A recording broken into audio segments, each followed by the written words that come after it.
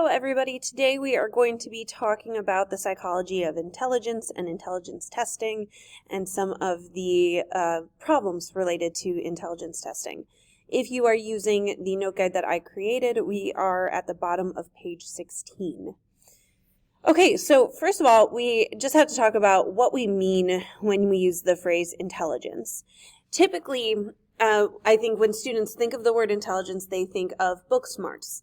They think of, the grade that you get on your report card and how many AP classes that you take and, what scores you get on AP exams. And that type of traditional academic learning is definitely a part of intelligence, but it is not the only part. There is a lot of other aspects of intelligence that we look at and we measure when we are discussing, the concept of intelligence in psychology. So generally speaking, a psychologist would define intelligence as our ability to understand and adapt to our environment. So, sometimes that environment is academic and it's learning and it's test taking and it's note taking, but sometimes it's creative. Sometimes it's about making music or making a movie or drawing. Sometimes it's practical. It's, building a house or fixing a car or something like that. So whatever our environment is, like understanding what's happening in that environment and adapting to the skills that are needed in that environment. And it's the ability to do so using a combination of inherited abilities. So there's, a genetic component to intelligence and to the type of intelligences that we excel at. And also then our learned experiences, which, can be classroom experiences. It can also be real world experiences or practical experience as well. So there's a lot going on in terms of intelligence, and it's significantly more than just, grades on it or AP scores or things like that. That being said, we have long been interested in measuring intelligence and in being able to quantify intelligence. So for a very long time, we have been working in the field of intelligence testing. And, over time, we've gotten better and better at creating tests that measure what we believe intelligence to be and not just traditional academic smarts. So there is an entire field of psychology dedicated to testing and to the measurement of mental capacity, and that field is called psychometrics. So psychometrics is the psychological theory behind the measurement of mental abilities or mental capabilities. Psychometrics is a field that you can go into and you can get, a master's degree and a PhD in. It is a very specialized field that deals with creating tests that are used to measure a variety of things, but one of the big things is intelligence testing, and then also administering those tests and scoring and interpreting the results of those tests. So it's a very specialized field. Psychometric psychologists are responsible for administering and scoring neuropsychological, psychological, personality, and academic tests, you might undergo intelligence testing for a variety of reasons. So some of the reasons that we have here are traumatic brain injury, neurological diseases, psychological health issues, learning disabilities, or just plain research. And as we talk about cognitive disability and we talk about, a variety of the different reasons that you might end up taking an intelligence test, you'll see that psychometrics is really kind of the center point for all of that. As I said, if you want to go into the field of psychometrics, it typically requires both an undergraduate degree in psychology and then at least a master's degree in the specialized field of psychometrics, although you can go farther and, earn a PhD as well. So if a psychometric psychologist is used to create intelligence testing, it's also important to talk about the two different types of testing that exist. The first one is achievement testing. And achievement testing is what all of you are familiar with sort of on a day-by-day or week-by-week basis in your classes. Achievement tests are used to measure a developed set of knowledge or skills. So if you think about a unit test or a chapter test in any class, that would be an achievement test, right? It's designed to measure how well you have learned a specific set of knowledge or how well you are able to utilize a skill, skills particularly in math and science where you're doing formulas, or in English when you're writing something and you're displaying, how competent you are at a skill. Or even just, multiple choice tests that are testing your content knowledge in a specific area. All of those would fall under the category of achievement testing. Aptitude tests are a little bit different. They are designed to determine a person's ability, especially they're designed to predict your potential future ability in a particular skill or field.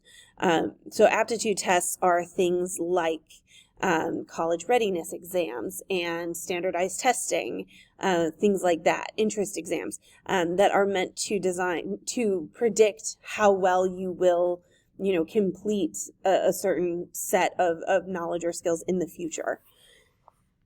So here are, common types of aptitude and achievement tests. The SAT and the ACT for you are probably the most famous aptitude tests right now. And right along with them, the PSAT, the National Merit Test, all of those things fall under that category of aptitude testing. They're not testing what you've previously learned. They are testing what your potential for learning in the future is. On the other hand, something like the AP Psychology test that we are going to take in May is an achievement test. It is meant to it is meant to measure how well you have learned and understood all of the concepts that we have been talking about throughout the year. So that would be achievement testing. Okay, so we are going to talk a little bit about the history of the history of intelligence testing. I'm going to talk about Alfred Binet, who is one of the first people to really design an intelligence test. And I'm going to talk about his intelligence testing and kind of go through it a little bit. And then I'm going to show you a video about the history of IQ tests. It's really important when we talk about intelligence testing to really kind of talk about some of the darker things that intelligence tests were used for. Today, when we talk about intelligence testing, it usually is to identify either, people of superior mental ability, or even more commonly to identify people with cognitive disabilities.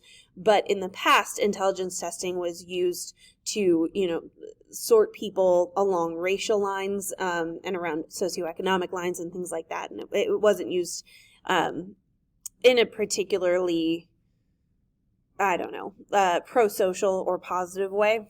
So I do want to make sure that we take a second to acknowledge that kind of darker side of intelligence testing.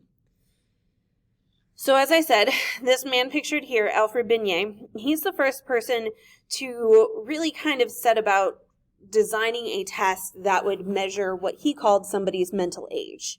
And for him, your mental age would be what a person should know by a particular age. And he, along with his partner, Theodore Simon, developed the Binet-Simon test, and were able to identify, again, what they consider to be somebody's mental age right now. And if they were able to accurately identify somebody's mental age currently, they could then use that information to predict future performance with some degree of validity. Okay. It's really important to note that Binet's purpose, the reason he created this test, was to identify children who would benefit from extra help and from, remediation in schools. So he was really doing it from an altruistic standpoint of wanting to help all children succeed and be successful in the classroom.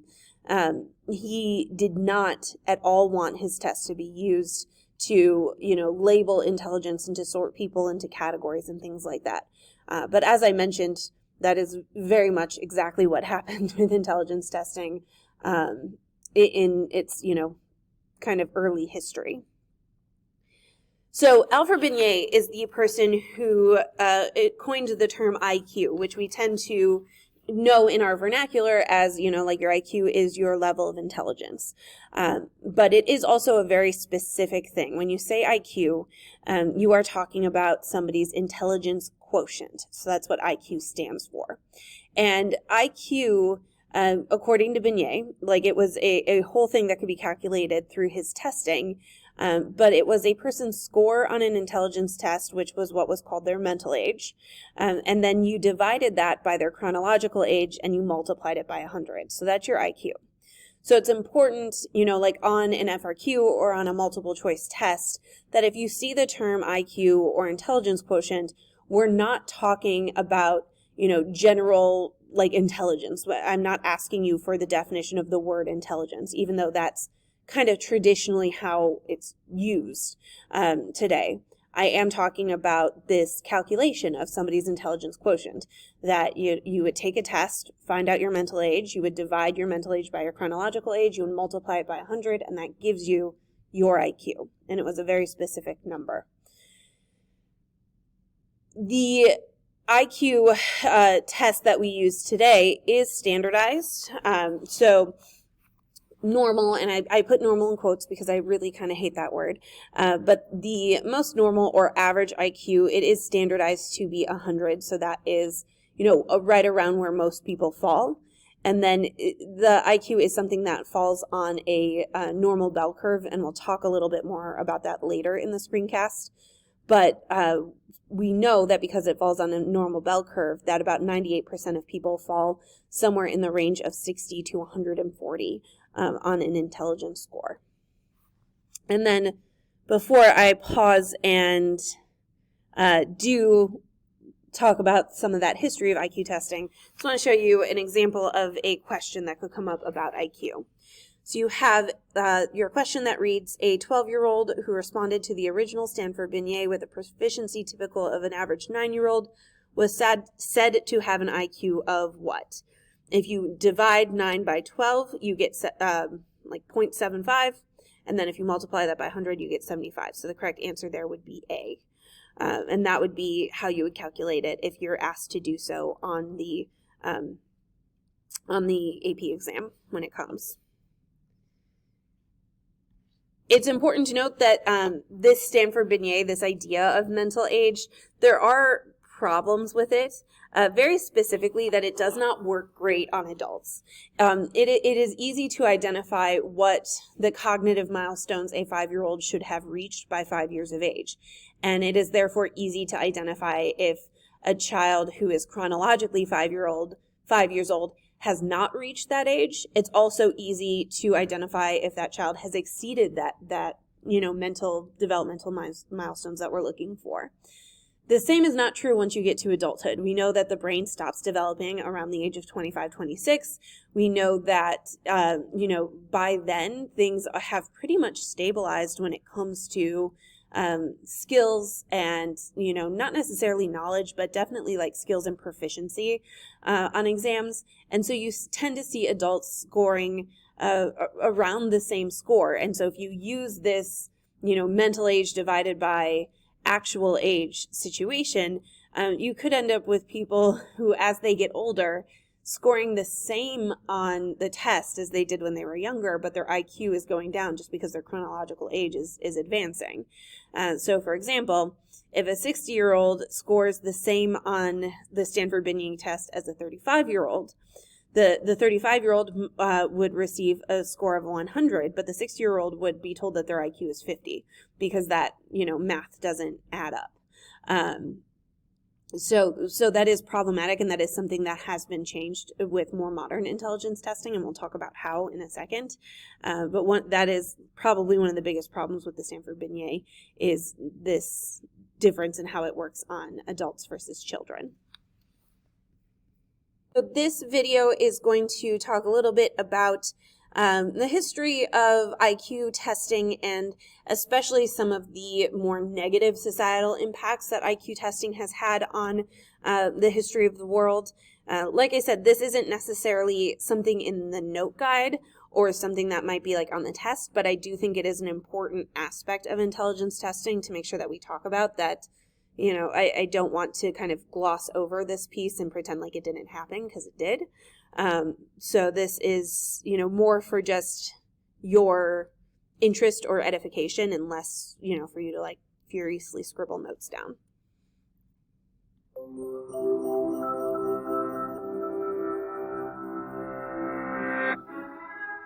In 1905, psychologists Alfred Binet and Theodore Simon designed a test for children who were struggling in school in France, designed to determine which children required individualized attention Their method formed the basis of the IQ test.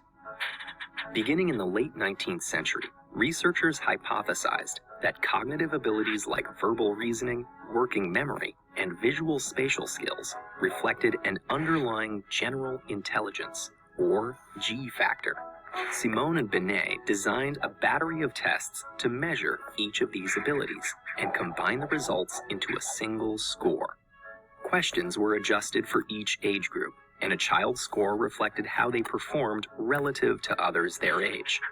Dividing someone's score by their age and multiplying the result by 100 yielded the intelligence quotient, or IQ. Today, a score of 100 represents the average of a sample population, with 68% of the population scoring within 15 points of 100. Simone and Binet thought the skills their test assessed would reflect general intelligence, but both then and now, there's no single agreed-upon definition of general intelligence, and that left the door open for people to use the test in service of their own preconceived assumptions about intelligence. What started as a way to identify those who needed academic help quickly became used to sort people in other ways, often in service of deeply flawed ideologies. One of the first large-scale implementations occurred in the United States during World War I, when the military used an IQ test to sort recruits and screen them for officer training. At that time, many people believed in eugenics, the idea that desirable and undesirable genetic traits could and should be controlled in humans through selective breeding. There were many problems with this line of thinking, among them the idea that intelligence was not only fixed and inherited, but also linked to a person's race.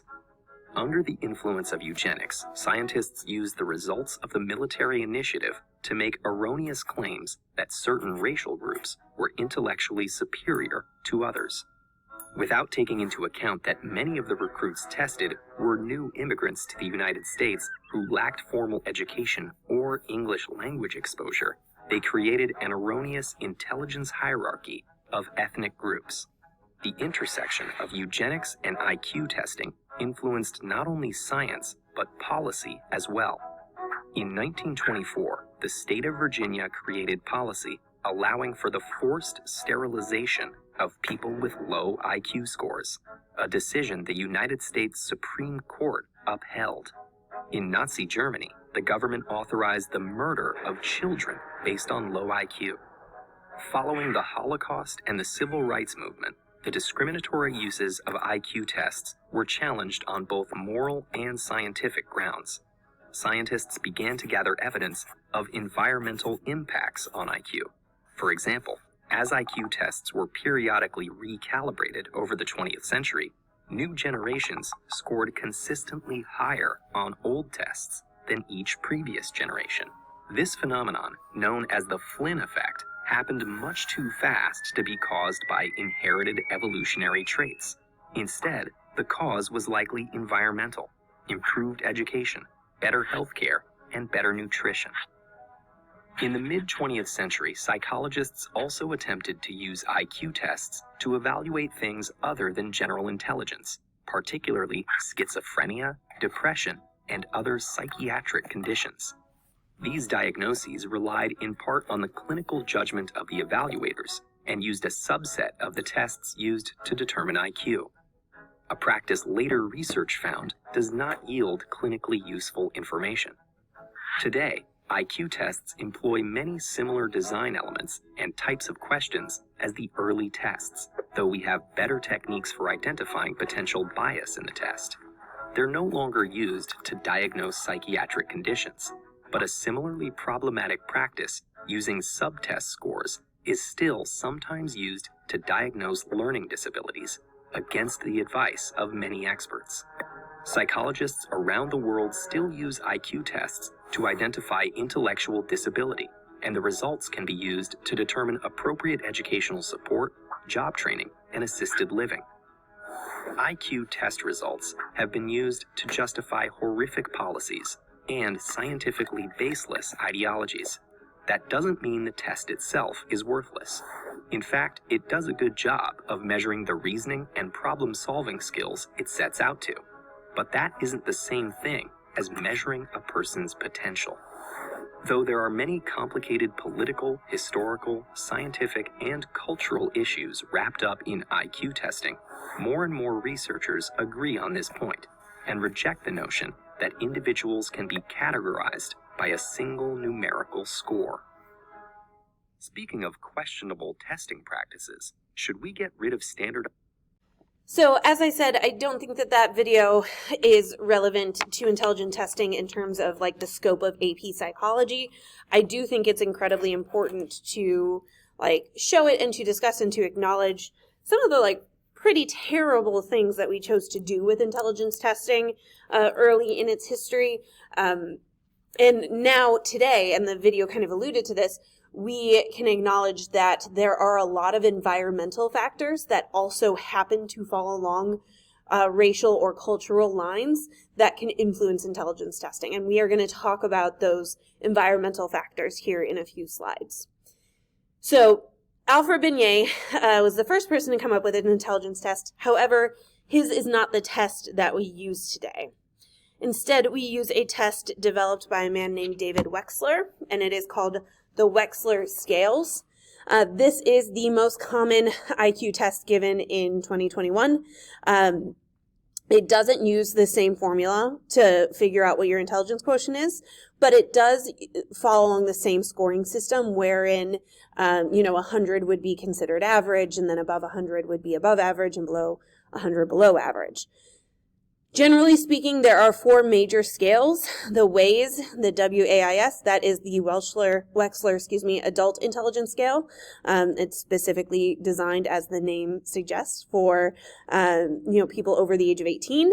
There is the WISC, WISC, which is the Wechsler Intelligence Scale for Children, which is designed for children between the ages of 6 and 16. And then finally, on this next one here, you have the, I don't know how to pronounce that acronym, but the WPPSI, which is the Wechsler Preschool and Primary Scale of Intelligence, which is for children between the ages of 2 and 6. And obviously, the tasks and questions are designed to best evaluate the different intelligence components of students, within those different age ranges. And the Wechsler test, it does break down into, a full, like a bunch of different things. But you are going to get a full scale intelligence quotient, which again is going to fall along that, 100 line. But you can also break up that intelligence score into a verbal intelligence quotient and a performance intelligence quotient. And then you can do it even further into your verbal comprehension index, your working memory index, your perceptual organization, and your processing speed. And there are different subsets for each of those things. So if you look under here, you have like vocabulary, similarities, information. These tests are generally just like, do you know the definition of the word disenfranchisement? And if you know it, you say it. Or like asking you really kind of like random trivia, like think like Jeopardy questions, just to kind of see how much information you just like have at your fingertips. The working memory is things like digit span, letter number sequencing, and it's a lot of memory tests. It's just like, okay, I'm going to give you 3 numbers and I need you to remember it. And now I'm going to add a 4th number. And now I'm going to add a letter. And now I'm going to add another letter and another number. And you just remember as many as you can. And, the larger sequence of numbers you're able to remember, the better working memory you would be said to have.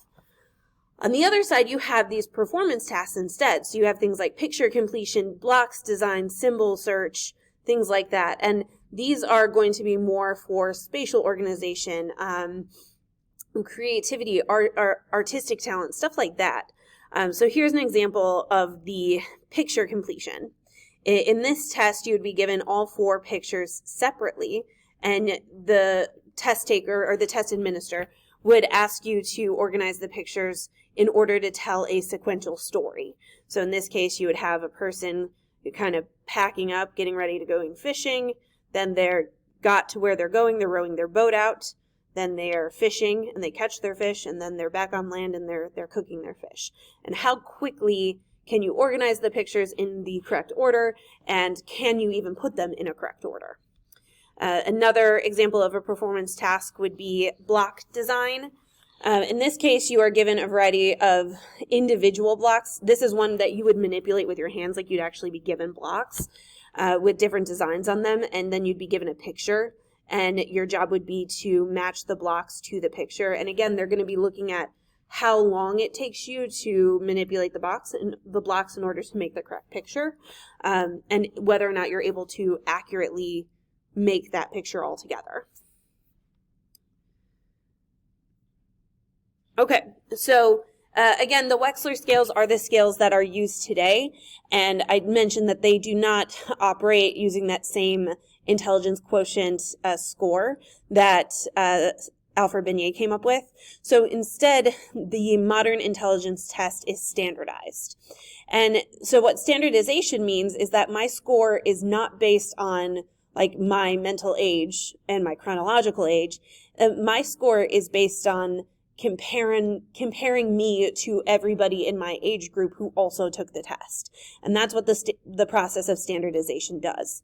So standardization, generally speaking, is the process of creating meaningful scores by comparing scores from one person to a larger group with a pre-tested group. Standardization is always based on a normal distribution. So if you think about like the AP Psych test in May, that test will be standardized. We are going to see what every student who took the AP Psych test in America scored. We are going to put those scores along a normal bell curve, and then we are going to tell you how you scored based on how everybody else scored. So, if everybody in America, struggled with question 87 on the AP Psych test, but you got it right, then that would be a signal that you potentially have deeper knowledge or deeper skills than everybody who got it wrong. So your score kind of is meaningless by itself. The way it gains meaning is by seeing where you fall in terms of everybody who took the test. Tests are re-standardized periodically. So in the case of something like the Wechsler test, every few years it's going to get re-standardized against a new group of research subjects. But something like the AP Psych test, that is standardized every year. So, your score comparison is, your test score is not going to be compared to students from the 2019-2020 school year. Your scores are only going to be compared with other high school students who took the AP Psych exam in May 2021. So that test gets re-standardized every single year, which is part of the reason why it takes so long for you to get your scores back from AP tests. And if you don't remember, I mentioned normal distribution and normal bell curve. We did talk about these briefly in our research and stats section, but normal distribution is a symmetrical bell-shaped curve where you have the mean, median, and mode being equal, and they're located at the center. Okay, so that's the first part. That's kind of describing what a normal bell curve looks like. But in a normal distribution, most of your scores are going to fall near the average, so near that middle line, and you are going to have fewer and fewer individuals who score out at the extreme of the distribution, so at the extreme high end or the extreme low end. As I mentioned, IQ is a standardized score, and the standard average is always standardized at 100.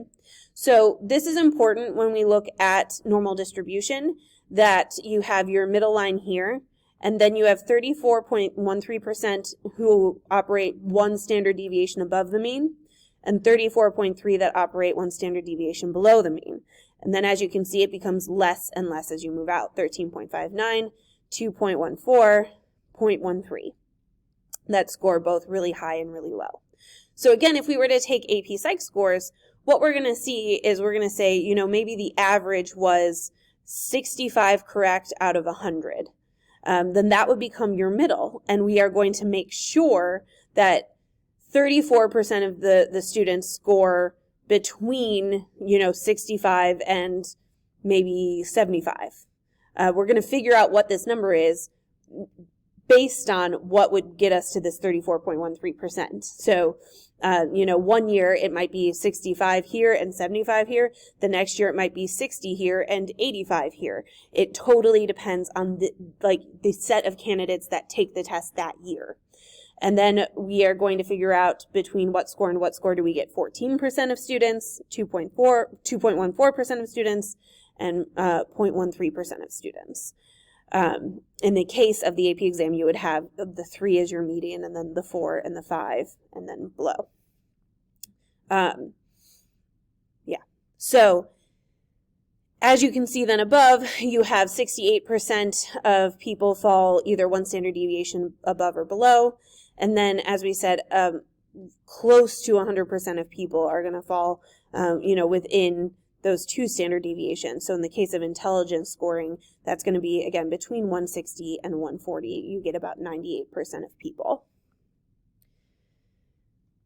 The other thing that is true of tests that have been standardized, especially things like the SAT, IQ tests, the AP Psych exam, is that they are considered both reliable and valid. And those words have very specific meanings in the terms of research testing. So when we talk about reliability, what we mean is that the data that you get from a standardized test is consistent across multiple testings. What that means is that if you are taking the same exam, you should get the same score about the same score every single time you take it. Okay, that's how I know that the results are reliable. I think that it's super important to know that when you're going into a test like the SAT, because the SAT is designed to be standardized. It's designed to be reliable. So you might score a little bit better than you did last time. You might score a little bit worse than you did last time. There is a bit of wiggle room there, but very rarely will you see somebody score. I'm going to use ACT because that's what I took, so I remember that it goes up to 36, and I forget how much the SAT goes up to. Very rarely will you score a 20 on the ACT one time and then a 31 next time, unless you fell asleep halfway through the test the first time and didn't answer everything.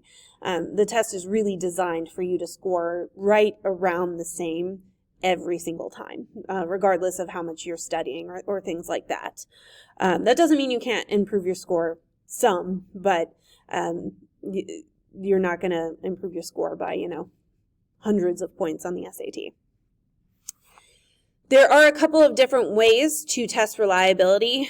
The first one is test retest, which would be giving the same test twice, 1 month and then the next month. So having you take a test, in June and then take the exact same test again in August. If the test is reliable, we should get about the same results between the 2 testing situations. The next one would be split half, which would be splitting the test in half and either giving you the evens one time or the odds one time, and then at a later date having you take the other half of the test and then comparing the scores on the 2 halves. Again, the scores should be consistent in order for the test to be designated as reliable. And the third one is alternate form. Alternate form would be giving 2 tests. So you give test form A one time, and then the next time you would give test form B. And the test should, again, give you consistent results. It is important to note that with alternate form, the 2 tests need to mirror each other. So, if question number 1 on form A is about, who founded modern psychology, then the first question on form B should also be about who founded modern psychology, but it should be worded differently or approached differently. But it should be testing the same knowledge or the same skill. The other thing that standardized tests are valid. And when we talk about testing validity, we are talking about the extent to which a test measures what it is supposed to measure. And just like reliability, there are a couple of different types of validity out there. But in the case, it's really just if your math unit was about multiplying fractions, in order for the test that you take on that unit to be valid, the test needs to test your ability to multiply fractions. It shouldn't be a test about dividing fractions. Does it actually measure what it set out to measure? So there are, again, a couple of different types of validity. The first one here is construct validity. Construct validity is in a test that is measuring something hypothetical, like happiness or like depression, anxiety, stuff like that. And in order for a test to have construct validity, it should be measuring, if it's a depression scale, it should accurately measure a person's level of depression. And it should do that reliably every single time that person takes that depression scale. But that's when we talk about construct validity, we're talking about, in this case, like typically scales related to like psychological testing, like a happiness scale, a depression scale, stuff like that. The next one is content validity, which is probably the one that you are most familiar with. That would be the type of validity you'd be looking for in any of your core content areas. So again, if you're in math and you are learning how to multiply fractions, if your test has content validity, then that test is actually testing your ability to multiply fractions. And finally, predictive validity or criterion validity, that is something that aptitude tests measure, and that is how accurately a test is able to predict a future behavior or future skill. So, if we talk about the SAT is supposed to measure your level of college readiness. If it has criterion or predictive validity, that means it actually does. If you score high on the SAT, then that should actually correlate to, higher academic scores in college. Which, that's a bit controversial. We definitely could talk about that in a bunch of different ways. So now what we're going to do is we're going to talk about some problems associated with intelligence testing. I mentioned earlier in the screencast that, we used to use intelligence testing to sort people a lot of times based on race. And that it allowed for a lot of racism to become somewhat institutionalized because there was, this quote unquote science backing up our beliefs about race. And obviously that is not true at all. As we have studied intelligence more deeply, we have figured out that there are a variety of environmental factors that can very deeply affect the way that you score on standardized testing. And some of those environmental factors do fall along cultural or race lines. Some of them fall along gender lines. Some of them fall along like income or economic lines. And that you have to take a lot of that into account as well when you're trying to understand somebody's intelligence score. So I'm going to pause here and we're going to watch a SciShow video that kind of goes through some of these biases and problems with intelligence testing. If you're a student in the U.S. right now, chances are you've taken a lot of standardized tests. These tests are supposed to be fair. Your performance shouldn't depend on your race or gender or culture. But there are often differences between these groups' test scores called achievement gaps. For example, girls and boys score pretty much the same on math tests all through childhood. But once they get to be teenagers, boys start to do a little better. There are a lot of theories about where achievement gaps come from.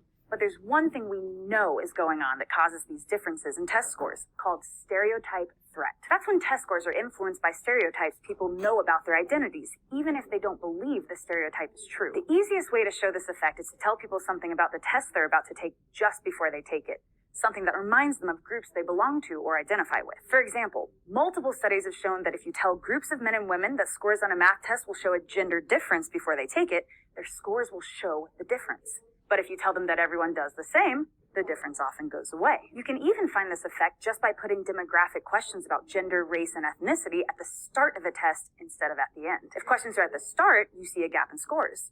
If they're at the end, the gap shrinks or even disappears entirely. Researchers have found evidence of stereotype threat with pretty much any group identity associated with stereotypes. Black students perform below white students on achievement tests if they're reminded about the race beforehand, but without the reminder, they perform the same. You can even demonstrate similar effects with older adults worried about memory loss. One study tried to see if you could push people in the other direction too, by testing Asian American women. They assigned the subjects to one of 3 groups, then gave them a writing assignment and a math test. One group wrote about their Asian identity, another group wrote about their identity as a woman, and the third was the control group. The group that wrote about their gender had lower scores, which made sense because of the stereotype that women aren't as good at math. But the group that wrote about their Asian identity had higher scores compared to the control group, which fit the stereotype that Asians do well in math. It's worth noting, though, that this specific study design is kind of finicky. 2 different teams tried to replicate it. One in Berkeley, California, failed, but one done in schools throughout the southern U.S. got the same results as the original. So it might be a small or limited effect, but it also might just depend on what stereotypes are dominant in the local culture. Either way, it's clear that stereotype threat is part of why there's an achievement gap. But why does it happen? Some research suggests that the stress and worrying about possibly conforming to a stereotype is distracting and keeps students from being as focused as they could be. They often don't realize the source of the stress. After all, taking tests is stressful for everyone. But even if it's unconscious, it's a stress that affects certain groups more. Other research has focused on how thinking about stereotypes might lead students to think of their abilities as fixed traits, instead of things they can work on and improve. Researchers tested this explanation by giving students a short class about how scores on standardized tests can change based on effort and motivation, compared to a control that just learned about study methods. They found that the class worked. Teaching people to think about their abilities as changeable instead of fixed encourages them to work harder to improve their math grades. But it improved the test scores of vulnerable groups more. Girls in the control group did worse than boys, fitting the stereotype, but girls in the class actually got better math grades than boys. Obviously, stereotype threat isn't the only thing that causes group differences on standardized tests. There's the fact that some groups have more limited access to education, for example. Not to mention the whole complicated web of cultural weirdness that can discourage women from going into STEM fields. But stereotype threat is a separate cause that we know is there, even in students who already really like school or math. And it won't necessarily go away just by fixing the other problems. It's also an important reminder that what you believe matters. Even though these effects were found in people who said they didn't believe the stereotypes, beliefs about their abilities were what made the difference for a lot of students. Basically, believing in yourself is important. Science says so. Thanks for watching this episode of SciShow Psych. Okay, so I know that the video spent a lot of time on gender bias, so I'm not going to spend too much time there. But as the video suggested, like, we do see that there is a gender bias, especially in STEM, which is like science, math, engineering, technology, in which girls tend to score worse than boys. And that has a lot to do with culture, kind of like all over the world. Some cultures more dramatically than others, but typically girls tend to be swayed away from those kinds of subjects. And, you see that in standardized test scores. However, we do see cultural bias. So sometimes tests might assume the culture of the test taker by asking, questions based on a particular culture. For example, the one I have here, maybe a question requires some background knowledge of Christmas and Christian Christmas traditions. And if you do not practice Christmas, if you are not Christian, then you might be at a disadvantage in answering that question because you don't have that kind of required cultural knowledge. And that is going to be true of, especially of, immigrants here in America. Right now I could definitely see test questions talking about, TikTok and talking about different social media platforms or talking about, former President Trump or President Biden and people that are immigrants to America being at a bit of a cultural disadvantage in maybe being less exposed to some of those things.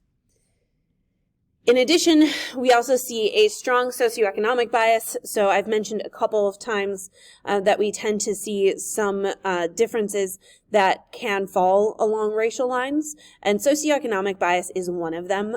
We do know that it is, it is very evident here in America that there is a lot of socioeconomic inequality between different groups, and that depending on regions and where you're at, that socioeconomic bias can be swayed racially. That we do see, if we take Chicago, for example, that we tend to see a lot of the lower income areas in the city of Chicago tend to be Black or African American. We tend to see a lot of high poverty rates in Latino communities as well.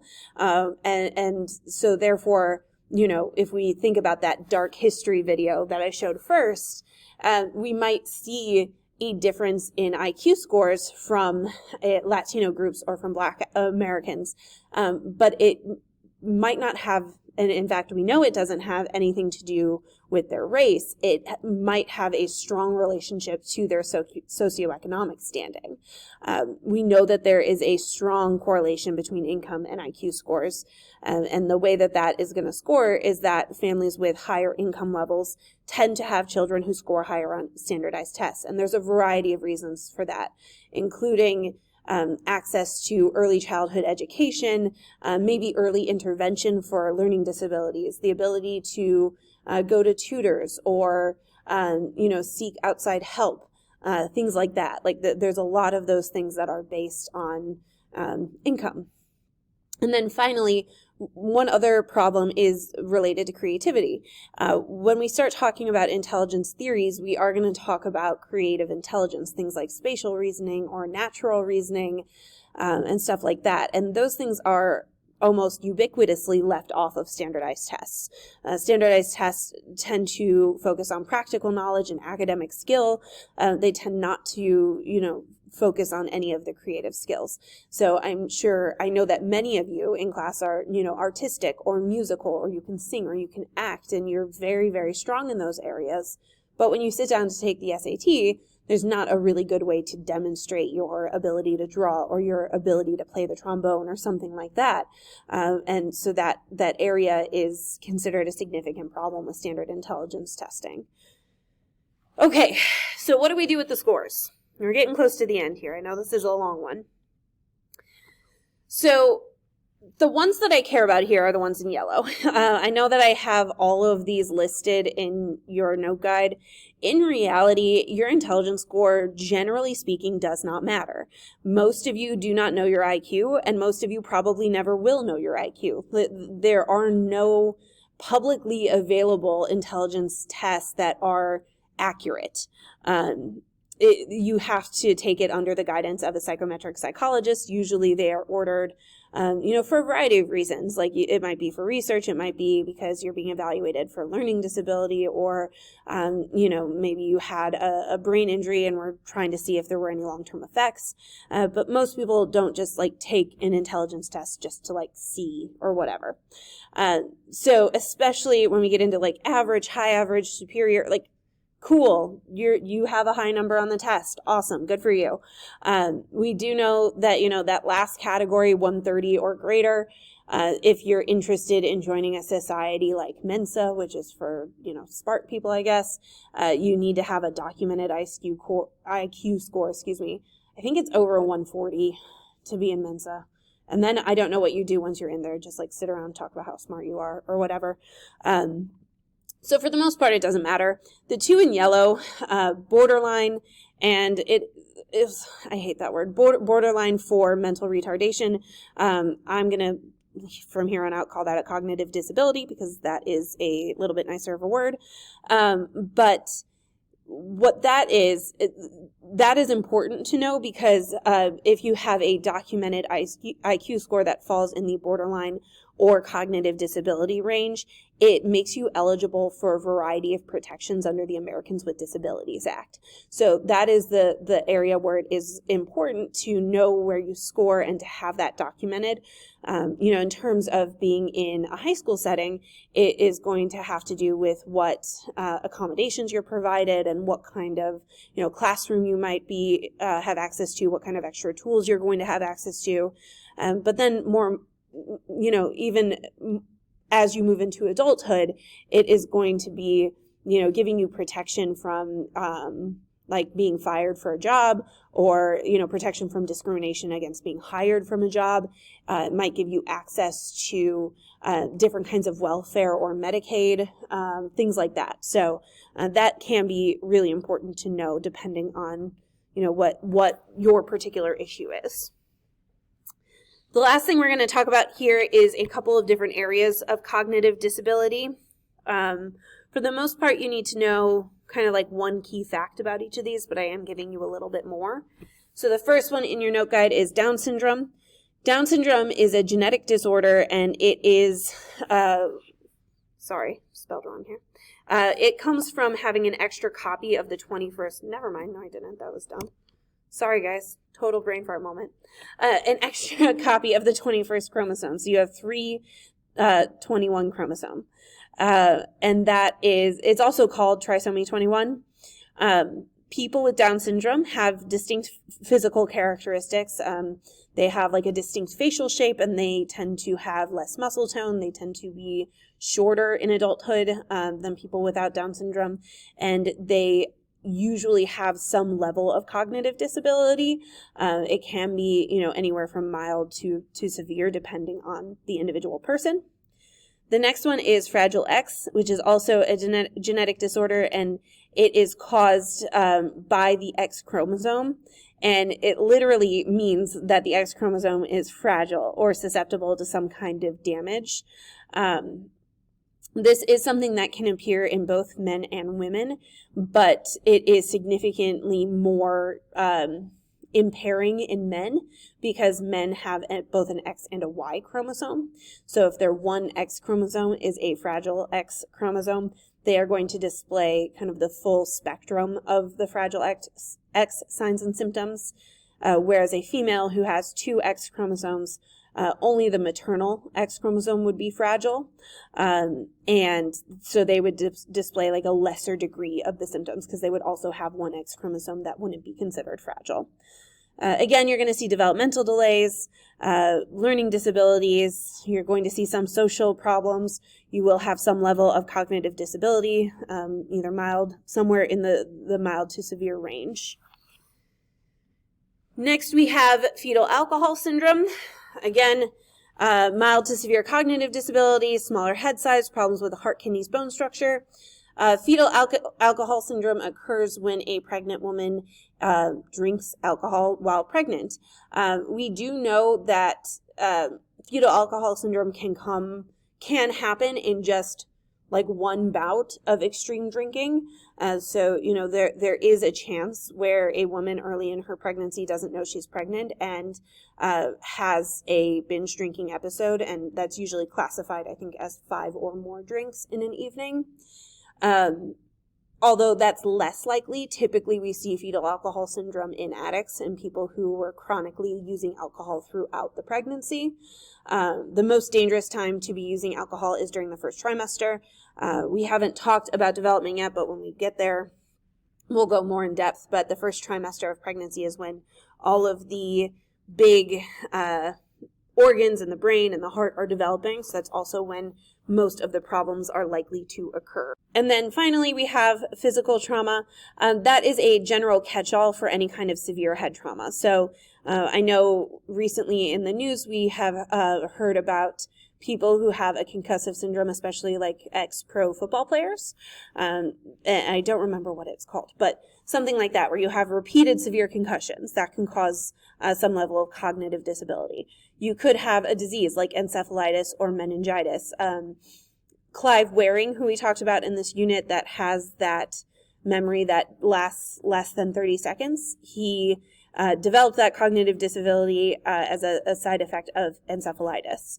It could be because you have a stroke or you have a brain tumor, especially one that's been removed, or you've had some kind of lesioning or damage to your brain structure that can cause that. So, physical trauma can manifest in a lot of different ways and can create a lot of different disabilities depending on what part of the brain is injured. And then the last thing in the cognitive disability area is something called savant syndrome. And savant syndrome is when somebody has a severe cognitive disability, but is exceptional in one specific area. Typically, we see savants that are autistic, and in their general everyday life, they have trouble like taking care of themselves. They might have trouble, holding down a steady job or keeping food on the table or things like that. They have like pretty severe autism. But in one particular area, they show exceptional skill. And that would be called savant syndrome. Not everybody with autism would have savant syndrome, but it is something that's kind of unique to that particular illness. So I do want to show you a video of a savant, a man named Stephen Wiltshire. So I'm going to do that right now. Okay, so this video is going to go through, it'll show you There's an interview with Stephen, but more importantly, it's going to show you his exceptional skill. It is not going to focus on his autism or his diagnosis, but on the savant part of his story.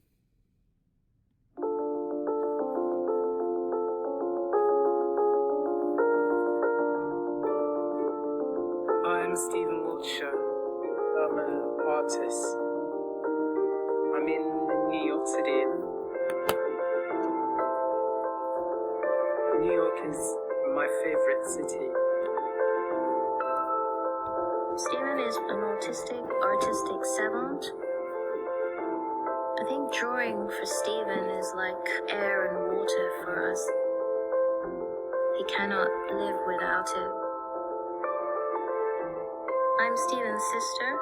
I'm extremely proud of him.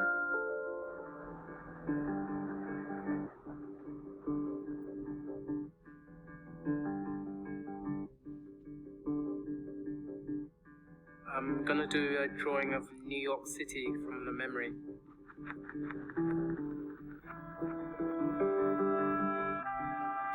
I feel excited. It's a beautiful city. Lots of skyscrapers. My favorite's the Empire State Building. It's a brilliant building. It was so beautiful out there. Nice and sunny.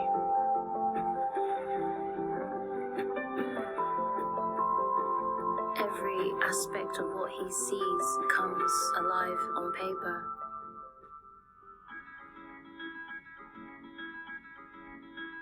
So this morning I figured it out. Let's start with the Brooklyn, up to the Midtown Manhattan, all the way to Queens. Gonna start now.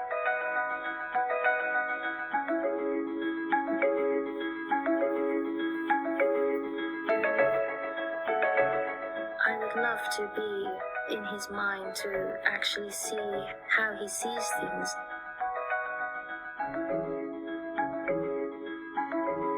Stephen was mute until the age of 5, so drawing was a form of his speech. This was his language. He has a phenomenal memory and is able to memorize cityscapes, landscapes, how many windows, floors, chimneys. To watch the ink touch the paper, it's almost like fine embroidery. You can actually see it develop. I never get tired of it.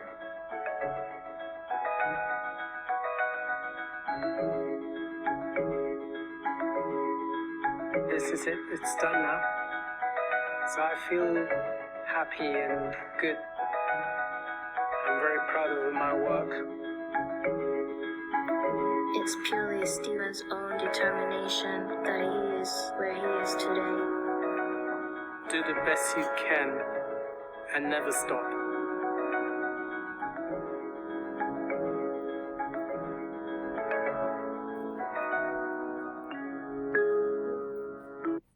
So I like that video. I like Stephen Wiltshire. So as the video said, he draws completely from memory.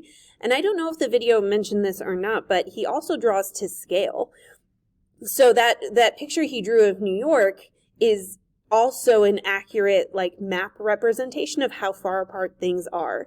Whatever the scale ended up being, if it was 1 inch equals 1 mile or 1 inch equals 10 miles, it would be accurate if you were to measure where the Brooklyn Bridge is from the Times Square or whatever, which is fascinating, right? So in that case, the savant ability is partially his photographic memory for images, but also that artistic ability to present those images so accurately from memory and to do it to scale. The final thing we are going to be talking about here is the heritability of intelligence, and there's two different studies that we need to talk about. The first one is the Bouchard and Magoo twin studies that took place in 1981. And so these bullet points just give you kind of an overview of the study. So first of all, The study included both monozygotic and dizygotic twins. If you don't remember what those words mean, monozygotic is identical, so one, like mono meaning one zygote that splits into two, and dizygotic twins are fraternal twins, where you have two zygotes that are separate. Not only did they study monozygotic and dizygotic twins, they studied twins that had been raised together in the same household or environment, and twins who had been raised apart, in that case usually through some adoption, where he would contact people who had been adopted out and essentially let them know, like, hey, you have a twin. Would you like to come meet your twin and be a part of this twin study? And what they found, Bouchard is the one I'm more familiar with, so that's why I keep saying he, is that there is a significant correlation on intelligence with monozygotic twins, regardless of where the twins were raised. So the correlation between identical twins and intelligence remains the same if they were raised in the same household or raised separately. And then that correlation goes down a little bit for fraternal twins, goes down a little bit more for siblings, and then obviously is pretty non-existent for unrelated relatives. So here is your genetic overlap here. The very top one, where you see it's about a 0.85 correlation, are identical twins that were raised together in the same household. The second one is, about a 0.71, 0.72. That is identical twins who were raised in different environments. And then, again, you see it goes down: fraternal twins reared together, siblings reared together, siblings reared apart. All kinds of different circumstances and the correlation that is related to intelligence. What this proves is that there is a genetic link to intelligence. The fact that identical twins, regardless of being raised together or apart, have such a strong correlation with intelligence means that there must be something in their genetic makeup that, plays a role in their intelligence testing.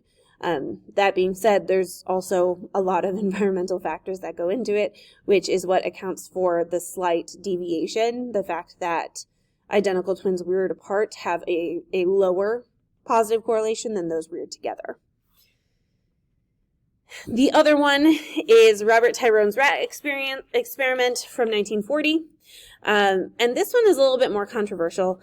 Tyrone did experiments with groups of rats. So first he tested rats in their ability to get through a maze. And then he separated the first group of rats into both bright rats and dull rats based on the number of mistakes they made in the maze. And then he used selective breeding for 7 generations. And he would breed the bright rats with the bright rats and the dull rats with the dull rats in an attempt to make a genetically smarter rat that was better able to navigate the maze. He was able to do that. Over the course of the 7 generations, the rats that were selectively bred to be smarter did get through the maze quicker and more efficiently than the dull rats. But there is usually a question about whether or not this can actually tell us that we are seeing an increase in intelligence in the rats, or if we're seeing an increase in other genetic factors that would make them better at maze running, something like peripheral vision, or sense of smell or something like that makes them better able to navigate the maze. So it was really kind of revolutionary at the time period, but now there are some questions. And then the very last thing on your note guide is environmental factors related to intelligence. The biggest environmental factors can really kind of all be grouped under this headline of socioeconomics. And there's a lot of different things here that are going to relate to the income level of a family and the types of experiences they are able to provide for their children. So, several times throughout this lecture, I've mentioned how income and race can go together and how that can kind of show up on intelligence testing. And that's going to be in cases like access to early childhood education. Oftentimes preschools are, not oftentimes, always, preschools are a paid luxury. They are not part of the public school system the way kindergarten is. So families that cannot afford to send their children to preschool, those kids are losing out on that early access to education that can show up later on IQ scores. Can also talk about access to children's books, to educational toys, and not only to the books themselves, but also access to time with their parents to read the books and have the books read aloud to them. Parents who need to work 2 or 3 jobs to keep food on the table are going to have significantly less time to spend with their kids, helping them to engage in educational activities than, a family with a higher income that's able to, only work 1 job and have weekends free and stuff like that. Interaction with adult parents is huge, and that is going to relate a lot to parental occupation. Again, parents that work multiple jobs or work, nights and have to sleep during the day or something like that, they will inherently have a little bit less interaction with their children because they need to work these jobs to be able to provide for them. And that can lead to lower scores later on in IQ situations. Home life in general, if you have kind of a crazy home life, if you need to work in order to help put food on the table for your family, if you have, a lot of siblings or maybe like cousins and aunts and uncles that live with you that, can make it difficult to find a quiet place to study and to engage in educational activities. We also know the amount of physical activity a person gets, the amount of like new and engaging experiences like vacations, trips to museums and the zoo and, stuff like that all correlate to later on to IQ scores. And all of those things can have a partially negative effect on somebody's ability to score well on IQ. And when we talk about that dark history, again, that's what the video is called. I don't know if you know it. It's called The Dark History of IQ Tests. And this idea that we could scientifically separate more intelligent races from less intelligent races, modern psychologists look at these environmental factors that, through a lot of other systematic racism and systematic segregations, we have races of people in America who have less access to a lot of these socioeconomic benefits. And it is that is causing the so-called achievement gap in IQ scores. It is not inherently like the race or the culture or the genetics of the person that is problematic. It is the system in which that person is living. And all of the work in this area then is focused on trying to find ways to alleviate that socioeconomic gap and, to try and fix the root of the problem in hopes of eventually fixing the symptom, which would be, what we would call the achievement gap in schools. I know this was a long one. We're going to split it up over the course of 2 days because there's just a lot going on here. I don't think I could sit and listen to me talk for an hour and 8 minutes straight, so I'm not going to have you do that either. But as always, if you have questions, feel free to reach out to me and let me know. I'm here to help. Thank you.